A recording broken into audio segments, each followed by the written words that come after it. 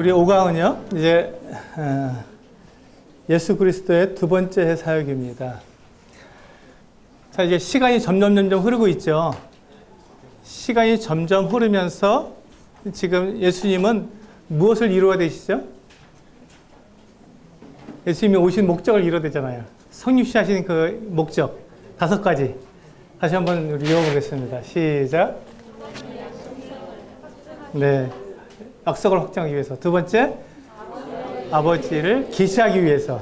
세 번째, 예, 신실하신 대제사장으로 나타나기 위해서. 네 번째, 죄를 없애기 위해서. 다섯 번째, 마귀를 멸하기 위해서. 이건 계속 반복할 겁니다, 제가. 나중에 우리 9월 달에도 반복할 겁니다. 이거 외에는 없는 거니까요. 이걸 확인해 하셔야 되는 거예요. 정말 예수님께서 이 일을 하셨는가를 확인하시는 일이니까요. 자, 그럼 예수 그리스도의 두 번째 사역 보시면, 자, 예수님이 지금 그 일을, 지금 우리가 5가지 말씀하셨지 않습니까? 그 5가지를 딱 한마디로 요약하면 뭐가 될까요? 어떤 사역이 될까요? 십자가 사역입니다. 그 5가지를 한마디로 딱 요약하면은 십자가 사역이라고 딱 정의가 됩니다. 십자가에서 그 모든 것이 다 나타났습니다. 십자가에서 5가지가 완벽하게 거기서 함축적으로 다 나타났습니다. 그러니까 지금 주님께서 이 공생애를 하시면서 지금 어디로 가셔야 됩니까? 십자가로 가시는 거예요. 예수님의 머릿속에, 예수님의 그 모든 그 삶의 계획 속에 그 발걸음은 다 어디를 향해 있다고요? 예, 오직 십자가밖에 없습니다. 십자가. 그래서 마태복음 우리 한번 열어보시겠습니다. 마태복음 20장.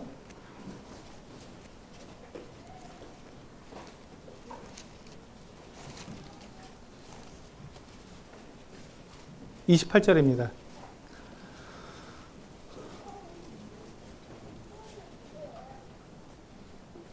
예, 같이 읽겠습니다. 시작. 인자가 온 것은 섬김을 받으려 함이 아니라 도리어 섬기려 하고 자기 목숨을 많은 사람의 대속물로 주려 함이니라. 자, 여기에 나타나 있죠. 예, 여기에 5가지가 다 들어 있습니다. 주님은 바로 이것. 주님은 정확하게 아셨어요. 당신께서 이 땅에 오셔서 이루어야 될 일이 무엇인지, 어디로 가셔야 되는지 그 방향과 목적지가 정확하셨습니다. 우리는 태어나서 우리는 어디로 가는지 모릅니다. 내가 왜 태어난지도 모르고요. 어떻게 살다가 어떻게 죽을지 우리는 전혀 모릅니다. 거기에 대한 계획이 우리는 전혀 없습니다. 우리는 만들어진 존재이기 때문에 그렇습니다. 어떤 목적에 의해서, 하나님의 가지고 계신 목적에 의해서 우리는 만들어졌기 때문에 그렇습니다. 근데 예수님은 어떤 분이시라고요? 목적자이십니다. 예수님은 당신이 목적의 시작이시요 목적의 끝입니다.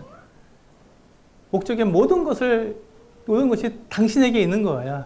예수님 당신에게 있는 거예요. 그렇기 때문에 예수님은 모든 것을 아시고 모든 것을 계획하셨으며 모든 것을 다 이루시는 분이십니다. 그래서 예수님께서 이 땅에 오신 그 분명한 목적 말씀하고 계시죠? 십자가로 나아가시기 위해서 예수님께서 오셨습니다. 그리고 그것을 단 한 걸음도 곁길로 가지 않고 정확하게 그 길로 가신 것입니다. 그러니까 이제 우리가 두 번째 해를 보게 됩니다. 두 번째 해를 보면 어떻게 됩니까? 예수님께서 어디로 더 가까이 가셔야 된다고요? 예, 십자가로 더 가까이 가셔야 됩니다. 예수님께서 십자가에 못 박히시려면 어떻게 됩니까? 사람들에게 미움을 받아야 될까요? 아니면 환영을 받아야 될까요? 예, 그걸 아셔야 되겠죠. 예수님께서 이제 해가 거듭되면 거듭될수록 예수님은 사람들에게 인정을 받겠습니까? 미움을 받겠습니까? 예, 미움을 받습니다. 미움 받을 짓을 골라서 하셔야겠죠. 죄송합니다. 제가 이렇게 좀 여러분 잠을 깨우기 위해서 예수님이 미움 받을 짓을 골라서 하셔야 됩니다. 아주 그냥 미워 죽겠어야 되는 거예요. 사람들이 손가락질하고 죽이기를 이를 갈 정도로 그런 사람들이 미움 받을 짓을 골라서 하시는 거예요. 자, 우리 한번 보겠습니다. 예수님께서 미움 받을 첫 번째 일을 합니다. 자, 우물가의 여인입니다. 예수님께서는 지금 유대에 있다가 갈릴리로 가시려고 했습니다. 갈릴리로. 근데 이 갈릴리로 가는 길은 두 길이 있습니다. 아까 제가 이제 보여드린 것처럼 여기 보시면 그렇죠? 여기 보시면 이제 이렇게 여기서 유대 지방에서 이 예루살렘 여기에서 곧장 여기 길이 이렇게 나 있지 않습니까? 이 길을 따라서 쭉 가면 됩니다. 골짜기 길이기 때문에 시원하고 물도 있고 예, 쉬엄쉬엄 갈 수 있어요. 근데 갈 수 있습니다. 이 길로 가면 됩니다. 그러면 어디를 지납니까? 예, 중간에 사마리아라고 하는 지역을 지나게 됩니다. 이 사마리아를 지나서 가면 바로 나세렛이 바로 나와요. 갈릴리가 바로 나옵니다. 그런데 그 당시에는 사마리아 사람들하고 상종하지 않았습니다. 그렇기 때문에 이게 돌아서 가는 건데 여기서 밑으로 내려가서요. 이 요단강 길로 내려와서 이 요단강 길을 따라 쭉 올라가고 여기서 다시 요 이스라엘 평원으로 들어가서 여기에서 다시 갈릴리로 들어간 겁니다. 그러니까 이게 복잡하죠.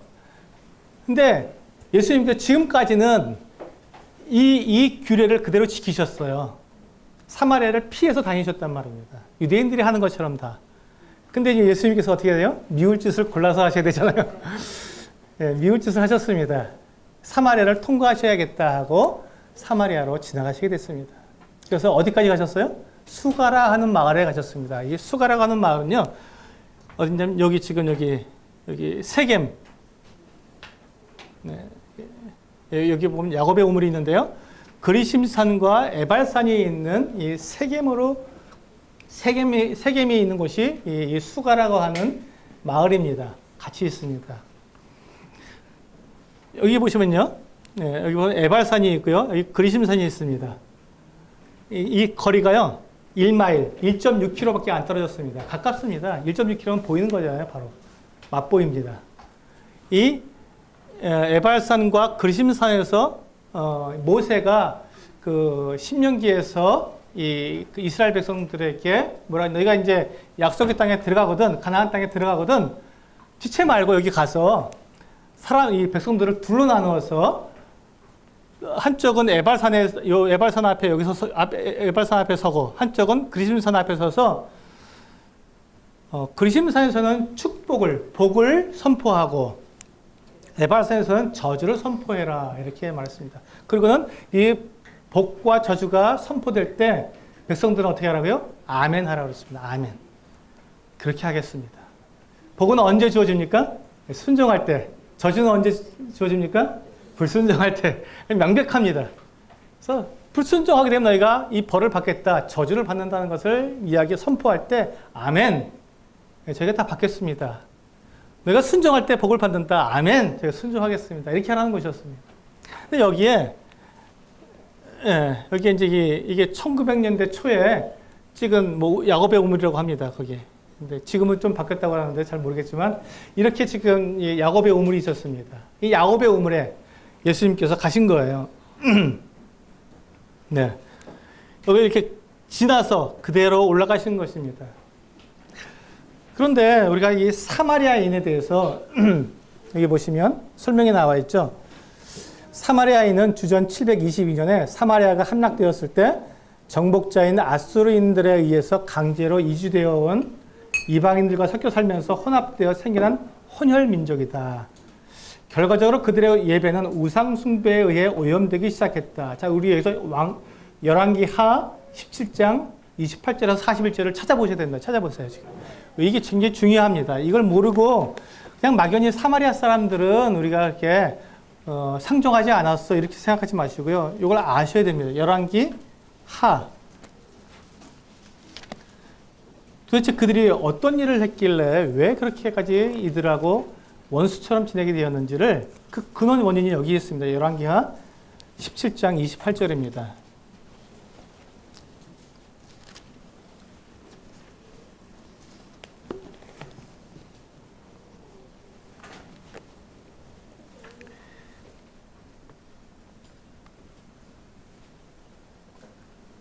네, 제가 읽어드리겠습니다. 이에 사마리아에서 사로잡혀간 제사장 중 한 사람이 와서 베델에 살며 백성에게 어떻게 여호와를 경외할지를 가르쳤더라.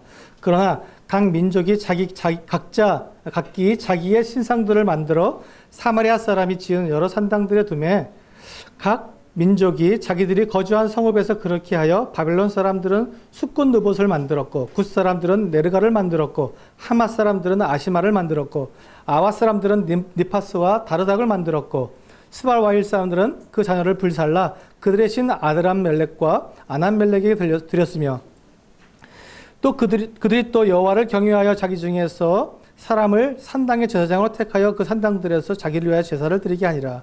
이와 같이 그들이 여호와 또 경외하고 또한 어디서부터 옮겨왔든지 그 민족의 풍속대로 자기의 신들도 섬겼더라. 그들이 오늘까지 이전 풍속대로 행하여 여호와를 경외하지 아니하며 또 여호와께서 이스라엘이라 이름을 주신 야곱의 자손에게 명령하신 율례와 법도와 율법과 계명을 준행하지 아니하는도다. 그리고 40절 보겠습니다. 40절부터 그러나 그들이 듣지 아니하고 오히려 이전 풍속대로 행하였느니라. 이 여러 민족이 여호와를 경외하고 또 그 아로 새긴 우상을 섬기니 그들의 자자손손이 그들의 조상들이 행하던 대로 그들도 오늘까지 행하니라. 자, 여기 보시면 사마리아 사람들이 어떤 일을 했는지 정확하게 나와 있죠. 그들이 어떤 일을 했다고? 자자손손이 하나님도 섬긴다고 했고 우상도 섬기고 그 두 가지를 동시에 했던 것입니다. 자기들의 풍습에 따라서 자기들의 신을 만들고 그대로 살았던 것이죠. 자, 그러니 이스라엘 사람들이 이 우상을 숭배하고 아주 자기들끼리 이렇게 딱 뭉쳐서 자유롭게 하나님과 우상을 섞어서 섬기는 이 사람들과 상종할 수가 없지요. 그래서 없는 겁니다. 그래서 이 사마리아 사람들을 멸시하고 그들과는 상종하지 않겠다 그래서 지금 먼 길을 피해서 이게 돌아다녔습니다. 얼마나 힘들겠습니까? 지금 이게 뭐 1, 2년 그렇게 한 게 아니고요. 수백 년 그렇게 해온 거예요. 그 예수님도 이때까지는 이 길을 지키셨고요. 그런데 이날은 그걸 통과해 버리셨습니다. 사마리아 사람들하고 상종을 해버린 거예요. 그리고 어떻게까지 했습니까? 우물에 가서 한 여인하고 남자가 여자하고 이야기하는 것도 참 어려운 일인데 이 사마리아 여인하고 이야기를 시작하셨습니다. 그렇게 물 좀 달라서 물을 마셨고요. 그리고 사마리아 그 수가성에서 어떻게 했습니까? 주무셨습니다. 그 집에서 사마리아 사람들과 같이 거하신 거예요. 이것을 안 유대인들은 예수님에 대해서 좋게 볼까요? 아니면 믿게 볼까요? 믿게 봅니다. 왜요? 예수님은 지금 어디로 가십니까? 십자가로 가시기 위해서. 그러면서 예수님은 지금 무엇을 마음에 품으셔야 합니까? 임마누엘을 품으셔야 합니다. 임마누엘. 주님은 사람들과 함께 거하셔야 되는 거예요. 그 사람들이 누구입니까? 이스라엘 사람들만입니까? 아닙니다. 사마리아 사람도 주님은 함께 거하시는 것이죠. 그렇게 지금 주님은 이렇게 사마리아에 가서 이 여인을 만나셨습니다. 이 여인에게 뭘 말씀해 주셨어요? 생수를 말씀해 주셨습니다. 이 여인에게 생수를 말씀해 주셨습니다. 자, 생수는 무엇인가? 생수는 어떤 의미에서는 흐르는 물일 수도 있겠지만 또 다른 의미로는 성령님을 가리킨다. 이 여인은 생수를 그저 우물에서 얻어진 어떤 물로 오해하였다. 야곱의 우물은 깊은데 어떻게 생수를 얻을 수 있습니까? 라고 물었습니다. 또한 당신이 야곱보다 더 크니까 그녀로서는 예수님이 야곱보다 더 위대한 분이라고는 도저히 생각할 수 없었다. 그러나 이제 이 여인이 도대체 저 유대인이 무엇을 가지고 있는가가 궁금했죠. 예수님은 그 생수를 마시는 자는 그 속에서 영생하는 샘물이 되리라고 말씀해 주셨습니다. 여러분, 이런 물이 어디 있습니까? 예, 이런 물이 세상에 어디 있습니까? 없습니다. 이 세상에 그 어떤 물도 먹으면 그 속에서 샘물이 되는 것은 없습니다. 딱 하나. 성령님만 하실 수 있는, 하나님만 하실 수 있는 것입니다. 거듭남. 거듭남을 통해서 그 안에 성령께서 들어오시는 그 사람은 성령께서 그 안에서 솟아나는 샘물처럼 목마르지 않고 가라지 않고 하나님에 대한 갈증을 완전히 해소하는 그 같은 영적 샘물이 그 안에서 솟기 때문에 그는 낙담하지 않고 세상에 지지 않고 실패하지 않고 그가 넘어져도 아주 쓰러지지 않고 7번 넘어져도 8번 다시 일어나는 그 같은 성도가 된다는 것입니다. 그게 바로 이 성령께서 우리 안에서 하시는 거잖아요. 주님께서 그것을 말씀하셨습니다. 그래서 이 생수만 예수님께서 말씀하신 것이 아니라 그 뒤에 예배도 말씀해 주셨습니다. 누구에게요? 사마리아 여인에게. 미운 짓만 골라서 하시죠. 지금 이 사마리아인들은 어떻게 예배를 드렸다고요? 자기들이 원하는 대로 우상도 섬기고 하나님도 섬기고 마음대로 했던 겁니다. 근데 예수님께서는 그들에게 그것이 아니다. 보세요. 예수님은 사마리아 종교의 혼합성과 오류에 대해서 확고한 입장을 말씀하셨다. 너희는 알지 못하는 것을 예배한다.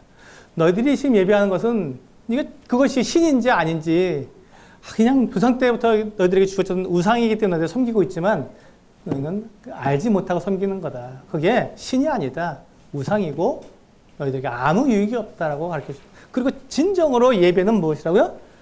메시아가 오심으로 예배의 새로운 질서의 때가 도래하였다. 참되게 예배하는 자들은 영과 진리로 예배해야 한다. 영으로 예배한다는 것은 성령에 의해 감동되고 이끌리고 능력을 부여받은 예배를 말한다. 성령께서 이끄시는 겁니다. 우리는 사람들이 정해진 순서대로 예배를 합니까? 아니면 성령께서 우리를 인도하십니까? 저는 잘 모르겠습니다. 진리로 예배한다는 것은요, 우리의 예배가 하나님의 말씀의 진리로, 하나님의 말씀대로 예배가 드려져야 합니다. 그리고 또한 진정한 또는 혹은 진실된 방법으로 드려져야 된다. 진리를 따라 드려져야 한다는 것입니다. 우리가 주의 만찬을 통해서 우리는 예배를 드립니다. 우리는 근데 순서가 정해져 있죠. 1번으로 어떤 형제님이 기도하시고 2번으로 어떤 형제님이 찬송가를 택하시고 이런 것들이 많이 정해져 있죠. 그게 꼭 나쁜 건 아니지만 우리가 좀 생각해 보자 하는 것입니다. 정말 성령께서 이끄시는 예배, 성령으로 드려지는 예배란 과연 어떤 예배일까? 주님은 그것을 이 사마리아 여인에게, 유대인들이 상종도 하지 않는 이 여인에게 말씀해 주셨습니다. 우리에게도 동일하게 얘기해 주시는 거예요. 우리는 사마리아 사람보다 더 개취급당했던 이방인들입니다. 우리를 근데 예배로 부르시잖아요. 우리를 부르십니다. 네, 그 다음에 이제 예수님께서 이제 만나신 사람이 있습니다. 예수님께서 행하신 기적인데요. 왕의 신하를 만나셨습니다. 요한복음 4장에 나오는 말씀입니다. 여기서 이제 우리는 표적과 기사라는 얘기가 나옵니다. 이 왕의 신하가 예수님께 와서 자기 그 아들을 좀 살려달라고, 죽어가고 있는데 좀 살려달라고 요청을 했습니다. 그래서 주님께서 이 왕의 신하에게 너희가 도무지 표적을 보지 아니하면 믿지 않는다 이렇게 말씀하셨습니다. 왜 이 말씀하셨을까요? 그래서 이제 표적이라는 그 단어가 어떤 뜻을 가지고 있는지 제가 한번 이 사전에 찾아봤습니다. 세메이온이라고 하는 그 단어인데요. 이것은 표징, 표시라는 뜻으로 세마라는 예고라는 단어에서 발전되었다. 본문에 나오는 표적과 기사라는 말은 세메이아 카이 테라타이며 이 표적과 기사는 자기의 이름과 권능으로 이것들을 행하시는 분을 나타내주는 분명한 사건이기 때문에 표적이 된다. 예수께서는 말씀을 가지고 그 자신이 하나님 자신의 인증을 받은 살아계신 주님을 보여주셨듯이 이 일들을 통해서도 그렇게 하신다. 본문의 요지는 예수 자신이 계심으로 세메이아 카이 테라타는 불필요하며 그것이 신앙의 토대가 되어서는 안 된다는 사실이다. 좀 복잡하게 되어 있습니다. 제가 설명을 드리겠습니다. 이게 뭐냐면요. 사람들은 도무지 표적을 보지 아니하면 믿지 않는다 그랬습니다. 근데 여러분 이 표적은 뭘 말하냐면요. 선지자의 증거입니다. 표적은. 사람은 여러분들에게 다시 묻겠습니다.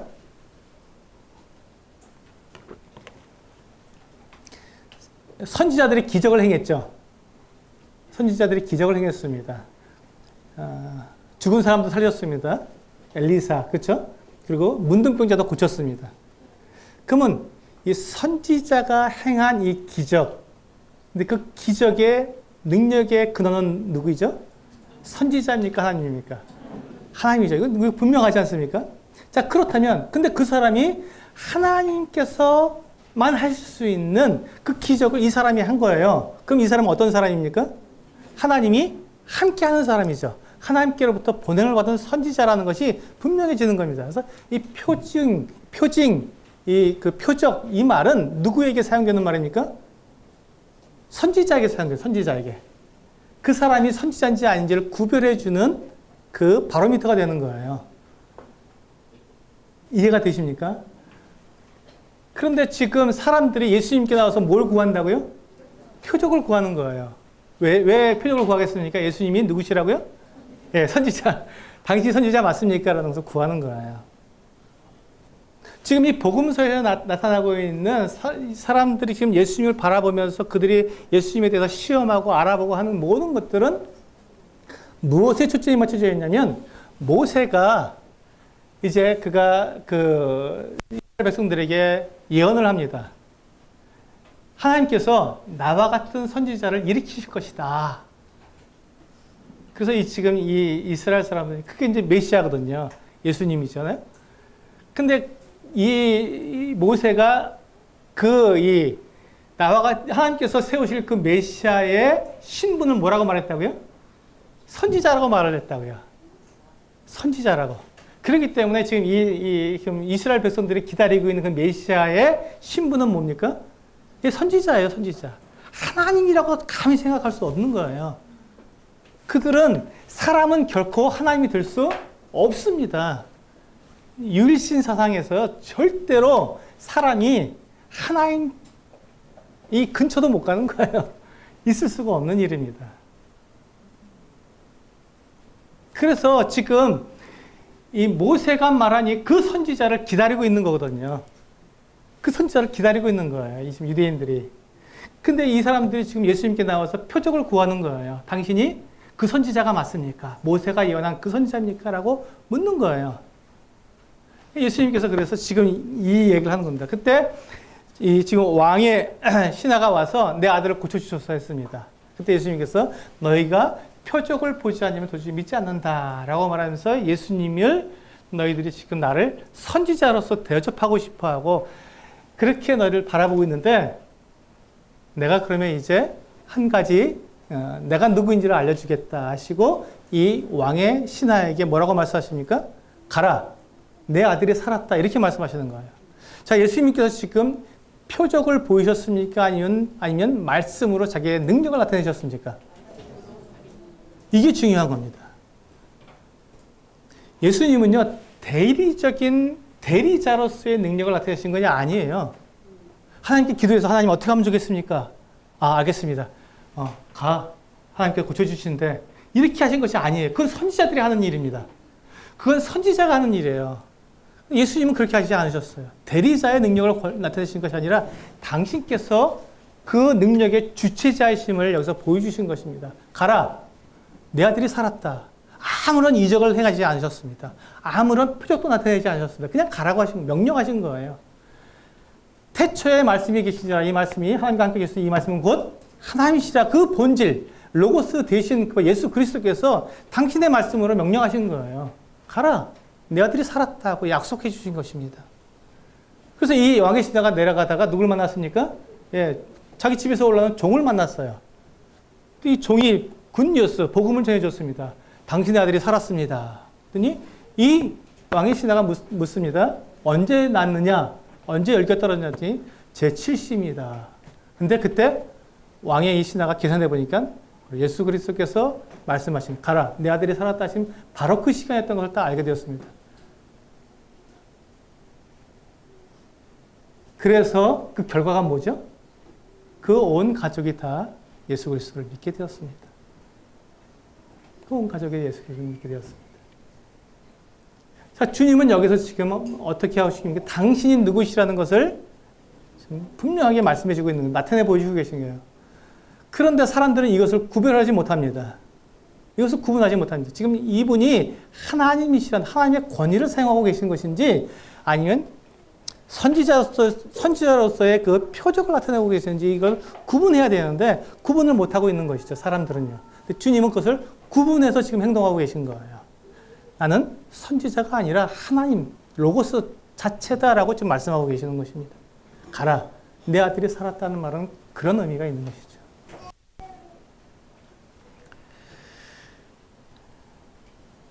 네, 우리 다음 보시면요. 우리 나사렛에서 배척을 당하십니다. 이제 드디어 주님이 십자가로 나아가고 있는 모습이 아주 분명하게 나타나고 있습니다. 배척을 당하십니다.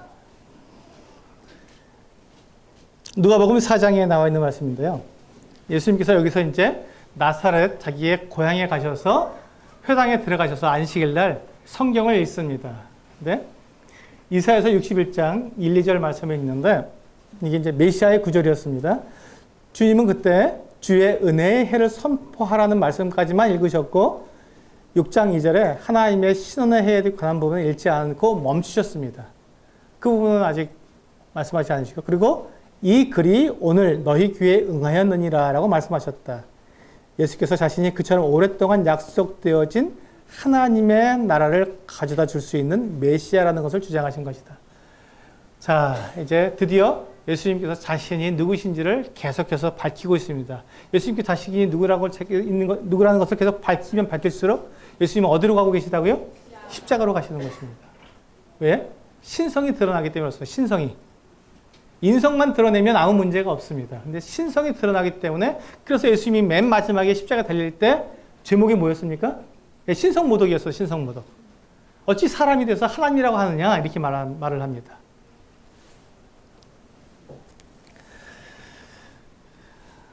네, 그래서 이제 주님께서 그와 같이 지금 나사렛에서 이와 같이 말씀하셨고 오늘날 이것이 너희 귀에 응하였다고 말씀하셨을 때 사람들이 예수님에 대해서 배척하기 시작했습니다. 그를 쫓아냈습니다.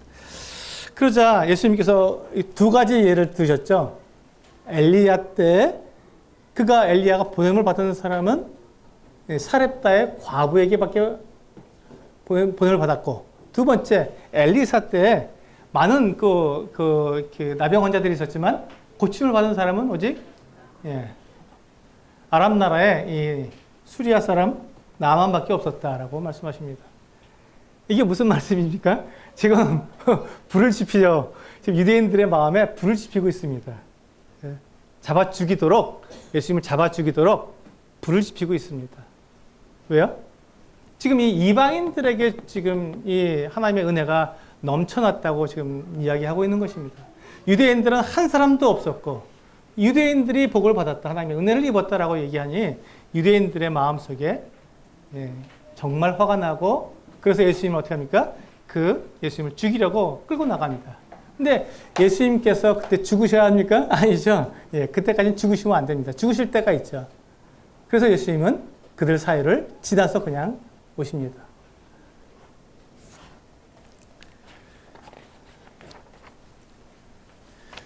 이제 주님께서는 당신의 이와 같은 사역을 범위를 넓히기 위해서 제자들을 부르십니다. 주님께서 제자들을 부르신 이유가요. 지금 자신의 사역을 넓히는 것뿐만 아니라 사실은 주님께서 이제 죽으시고 부활하시고 승천한 이후를 생각하신 것이죠.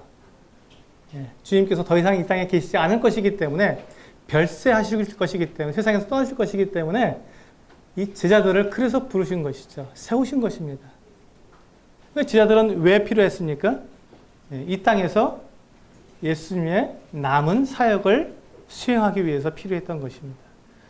그래서 이 예수님은 제자들에게 정말 모든 걸 다 가르쳐 주셨어요. 모든 걸 다 보여주셨고 함께 먹고 함께 자면서 모든 걸 다 보여주셨습니다. 이 어부들을 제자들로 부르셨는데요. 이제 여기 어부들은 4명입니다. 누구죠? 베드로와 안드레 그리고 야고보, 요한 이 4명을 말합니다. 이 4명이 부르심을 받았는데 이들이 처음 예수님을 만나자마자 예수님께서 제자로 부르신 건 아닙니다. 지금 여기서 부르실 때는 이미 이전에 2번 이상은 이미 만났던 것 같습니다. 왜냐하면 우리 안드레가 베드로를 불렀죠. 그런데 그때도 주님께서 아직 제자로 부르신 건 아닌 것 같습니다. 근데 그들은 제자로 따라다녔죠. 이제 그런 사이에서 주님께서 지금 이 베드로를 또 베드로와 안드레와 야고보, 요한을 제자로 나를 따라오너라 내가 너희로 사람 낚는 어부가 되게 하겠다고 말씀하셨습니다. 그때 그러나 본문에서는 사람들 위에 있는 예수의 권위와 그를 따르는 사람들의 순종을 강조하고 있다. 예수의 부르심은 독자들의 마음에 2가지 질문을 만들어낼 것입니다. 지금 나를 부르신 이분이 누구인가? 그렇죠? 그를 따른다는 것은 무엇을 의미하는가? 그 부르심에는 희생이 뒤따랐고 그것은 자기의 생업뿐만 아니라 가족 부양의 책임으로부터도 떠나야 하는 일이었다.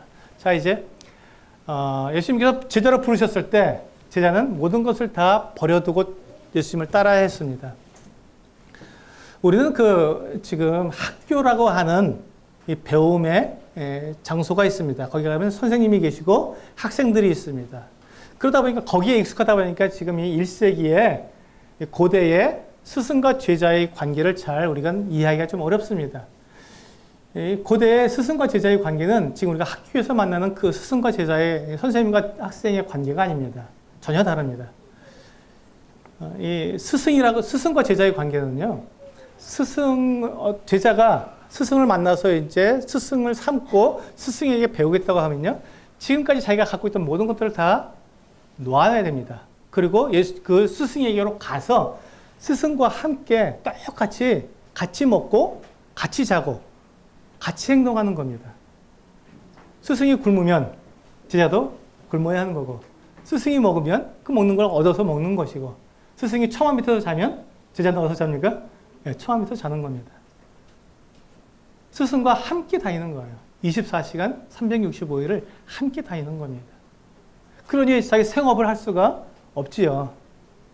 그렇게 해서 그분이 하시는 말씀, 그분이 하시는 행동, 그분의 가르침을 그대로 완전히 자기 걸로 배우는 것을 스승과 제자의 관계라고 말을 합니다.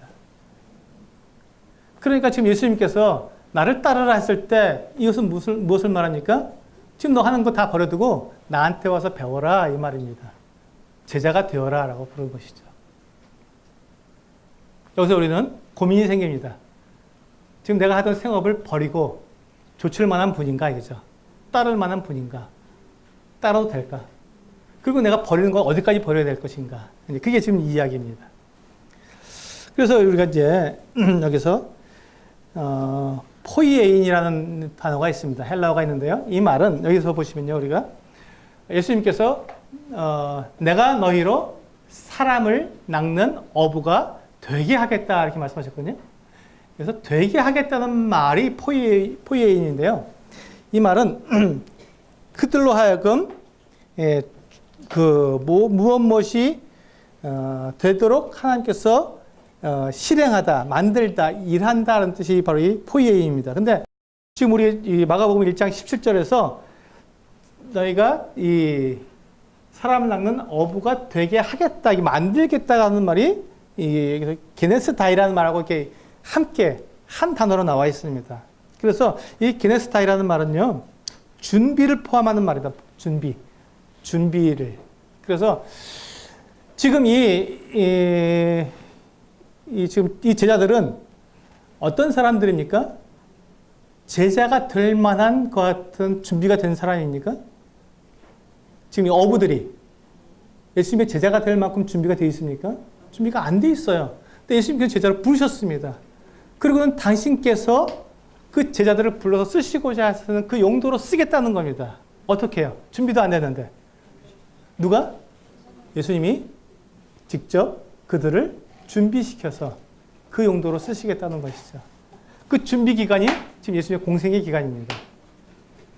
그래서 예수님께서 십자가에 달려 죽으시고 부활하셨을 때 그들이 비로소 그것을 알게 되었고, 그들에게 성령이 임하시면 너희가 권능을 받아서 예루살렘과 온 유대와 사마리아와 땅끝까지 이르러 내 증인이 되리라. 이게 바로 사람을 낚는 어부가 그때 비로소 되는 것이죠. 그때까지는 무엇입니까? 준비. 지금 여기서 보면 게네스다이라고 하는 이 준비를 주님께서 친히 제자들에게 준비를 시켜주시고 그렇게 만드시는 것이죠. 이 일은 제자가 하는 일이 아니라 누가 하신다고요? 주님이 하시는 일입니다. 주님께서 우리를 제자로 부르시면 우리들은 어떻게 됩니까? 주님 저 준비가 안 된다고 말할 수 없다는 것입니다. 동일한 원리가 적용이 됩니다. 여기는 자매님들, 형제님들, 내가 나이가 많다고, 내가 나이가 어리다고, 아직 시집도 안 갔는데요? 저희 잠깐도 안 들었는데요? 준비가 안 됐다고 우리는 변명할 수 없습니다. 주님께서 부르시면 그분이 준비하시고 그분이 그렇게 만들어서 그렇게 행하게 하신다는 것입니다. 이것이 바로 제자 삼는 원리입니다. 예수님께서 제자로 부르실 때는 그것을 약속하신 것이죠. 이 부분에 또 뒤에 또 나옵니다. 제자에 대해서 또 나올 테니까요. 그래서 한번 더 다시 살펴보겠습니다. 그 다음에 주님께서 하신 일은요, 베드로의 장모를 고치시는 일을 하십니다. 이게 왜 중요하냐면요. 여기서 보면 이때부터 이제 뭐가 나오냐면 병자들을 단체로 고쳐주십니다. 사람들이 그냥 막 단체로 몰려와서 단체로 병자들을 고쳐주십니다. 그리고 거기에 누가 포함되어 있습니까? 귀신 들린 자들이 포함되어 있습니다. 자, 예수님께서 이 땅에 오신 이유가 뭐라고요? 죄를 없이 하고 맨 마지막에 마귀의 일을 멸하기 위해서 오셨습니다. 귀신을 쫓아낸다는 말이 바로 거기에 있습니다. 예시로 보여주는 것이죠. 주님은 이제 마지막에 사단을 갖다가 저 지옥에 던져 넣으실 것입니다. 그 전에 주님께서 그와 같은 일을 하실 수 있는 능력이 있으신 하나님이시라는 것을 귀신을 쫓아내심으로 그것을 분명하게 보여주고 계시는 것이죠. 그런데 사람들은 어떻게 했습니까? 예수님께서 귀신을 쫓아내시니까 저가 바알세불에 힘입어서 저렇게 한다고 그것을 모독했지 않습니까?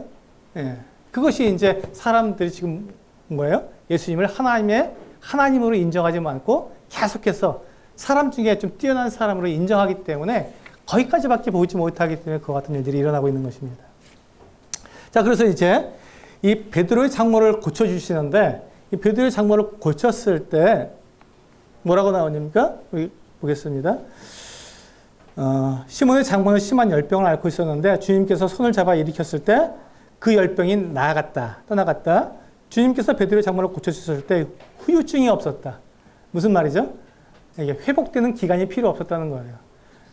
열병이 났는데 온몸이 다 탈수가 되고 정말 지친 사람이 병이 나았습니다. 그러면 이제 회복 기간이 필요할 거 아니에요.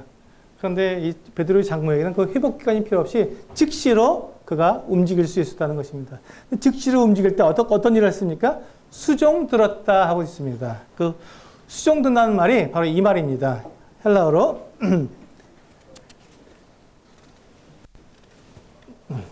디아코네오라고 하는 말인데요. 이거는 식탁에서 시중 들다, 돌보다, 섬기다라는 말입니다.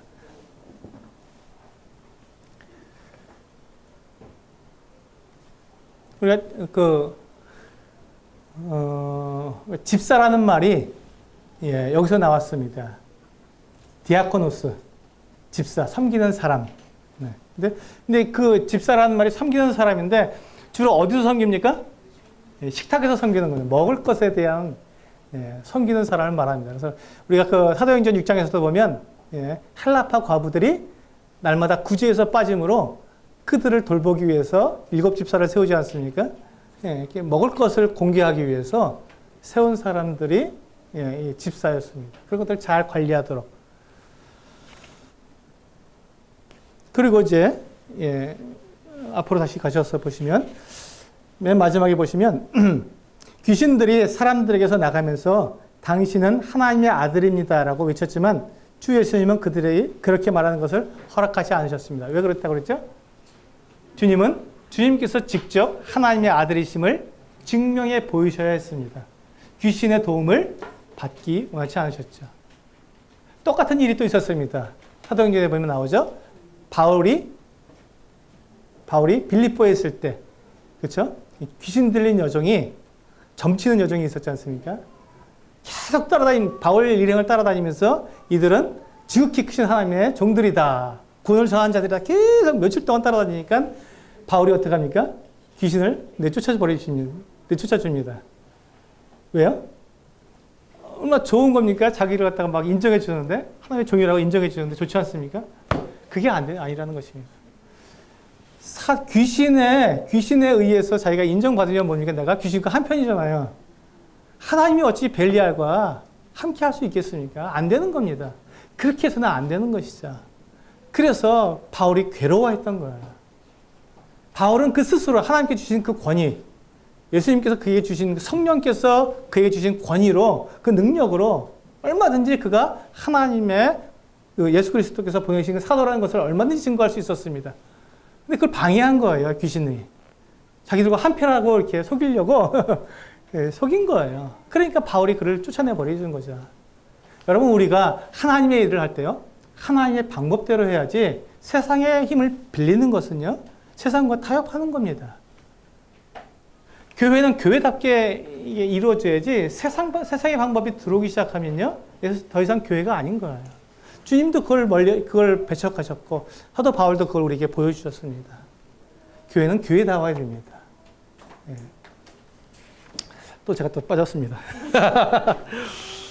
네, 우리 그 뒤로 넘어가셨어요. 이제 1차 갈릴리 전도 여행을 다니셨습니다.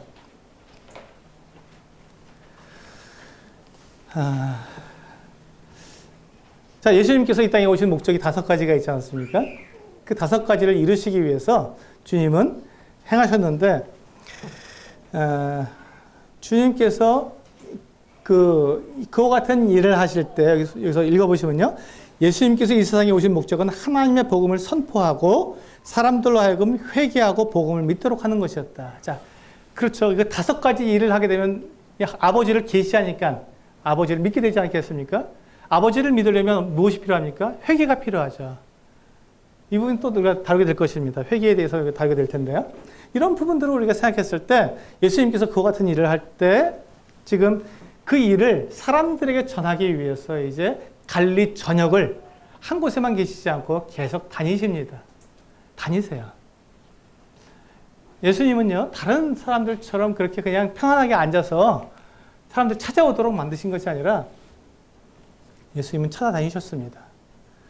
주님께서 사람들을 찾아서 이 땅에 내려오신 것처럼 이스라엘에 계실 때도요, 그냥 가만히 계신 것이 아니라 갈릴리 온 지역을 다니시고 또 유대 지역으로 또 가셔서 또 거기서 또 일을 하시고 또 베레아라는 지역으로 가셔서 또 거기서 또 일을 하시고 온 동네를 다 다니시고 이방인 지역까지 가셔서 일을 하시는 주님의 모습을 볼 수 있습니다.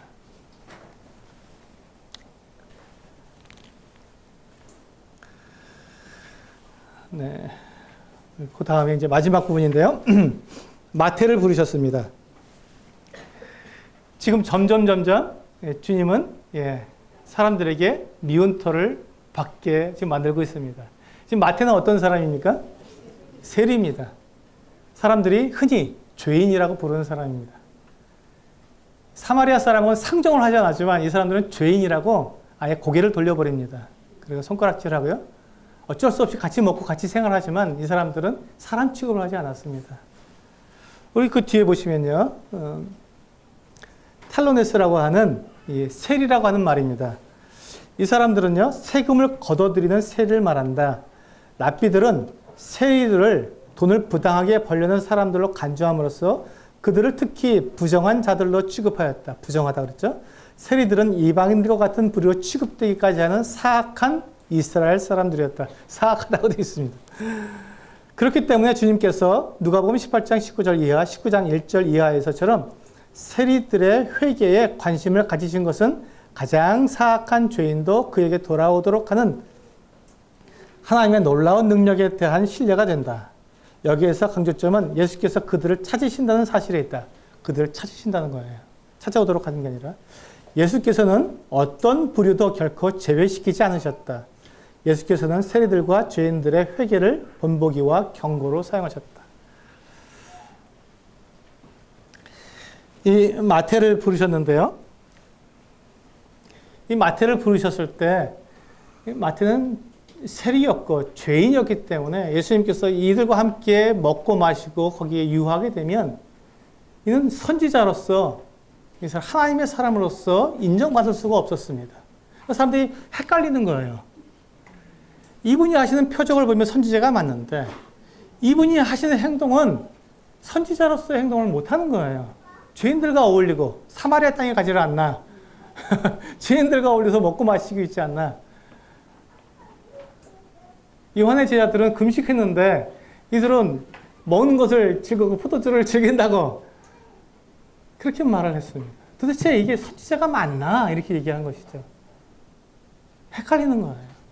그래서 도대체 예수의 본체가 무엇이냐, 실체가 무엇이냐를 고민하게 만들고 그래서 선지자로서 인정을 하지 못하게 만듭니다. 왜? 그래야 예수님을 십자가에 못 박을 수 있으니까. 선지자라고 인정이 딱 되는 순간 건드릴 수가 없어요. 하나님의 사람인데 어떻게 건드립니까? 그래서 예수님은 선지자로서가 아니라 죄인들과 어울리는 그래서 정말 유대인들이 미워하는 사람으로서 행동을 하십니다. 그래서 지금 이 마태를 부르셨는데요. 마태를 부르셔서 그와 같은 일들을 하시는 것이죠. 그래서 우리는 마태를 부르시는 것에 대한 두 가지 의미를 제가 지금 말씀드렸습니다. 죄인들도 얼마든지 주님께서는 부르셔서 그 제자로 삼으신다는 것입니다. 우리가 복음을 전하면, 우리가 예수님 믿으라고 하면 사람들이 하는 말이 뭡니까? 제가요, 죄가 많아서 예수님 나중에 죄를 좀 털어내고 믿겠습니다 하는 사람들이 많습니다. 예수님은 죄인들을 부르러 오신 분이지 죄를 털어낸 사람들을 부르러 오신 분이 아니십니다. 우리도 마찬가지잖아요. 믿는 그리스도인들도 마찬가지입니다. 주님께서 우리를 제자로 부르셔서 주님께 헌신하도록 우리를 부르셨을 때, 아유, 제가 그렇게 할 수 있나요? 저 같은 사람이, 저는 아무것도 몰라요. 저는 이제 구원 받은 지 얼마 안 됐는데요. 저는 성경도 모르고요. 저는 또 할 일도 많고, 저는 그냥 세속적인 사람이에요. 이렇게 말하는 경우가 있습니다. 내 스스로에게 그렇게 말할 수도 있습니다. 다른 사람에게 말을 못해도 나 스스로에게는, 주일학교 교사 좀 하시죠. 저 같은 사람이 어떻게. 청년들 같이 좀 도와주시죠. 못해요. 사회 좀 보시죠. 못해요. 우리 이번에 좀 교회에 이런 일들이 있는데 좀 우리가 물질로 좀 이렇게 헌신했으면 좋겠습니다. 나 같은 사람 지금 먹고 사는 것도 힘든데. 여러분, 근데 주님은요, 아무도 가리지 않으셨습니다. 그를 헌신하도록 만드시는데 주님은요, 전혀 그 아무도 가리지 않으셨습니다. 모든 사람에게 모든 사람을 불러서 그가 할 수 있는 대로 그를 헌신하도록 그를 부르신 것입니다. 그리고 그를 어떻게 하신다고요? 제자로 합당한 사람으로 준비시켜서 그렇게 만드신다고 주님께서 말씀해 주셨습니다. 여러분, 예수님의 말씀을 믿으십니까? 믿으십니까? 아멘. 네, 여기까지 하겠습니다.